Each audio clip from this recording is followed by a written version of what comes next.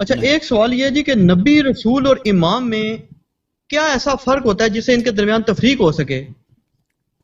نبی میں اور امام میں اور رسول میں فرق کیا ہے میرے عزیز؟ رسول میں جی یہ دیکھیں، علم کلام کے جو علماء ہیں انہوں نے بہت کچھ کہا ہے.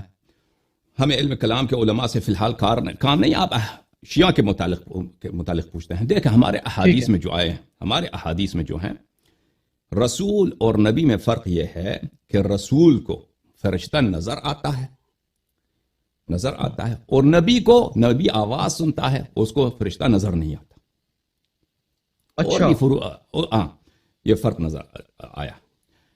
ائمہ طاہرین علیہم الصلوۃ والسلام کے متعلق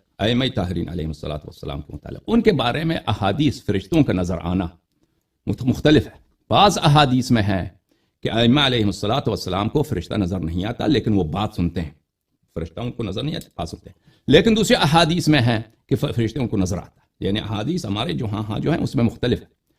اب ہو سکتا ہے وہ احادیث جس میں یہ ہے کہ فرشتے نظر نہیں آتے امام کو، ہو سکتا ہے کہ وہ تقیہ کے طور پر کہ اس زمانے میں ایسا تھا کہ اہل بیت طاہرین علیہم الصلوۃ والسلام بہت سخت زمانہ تھا، جیسے بنی امیہ کا دور تھا، حجاج ابن یوسف کا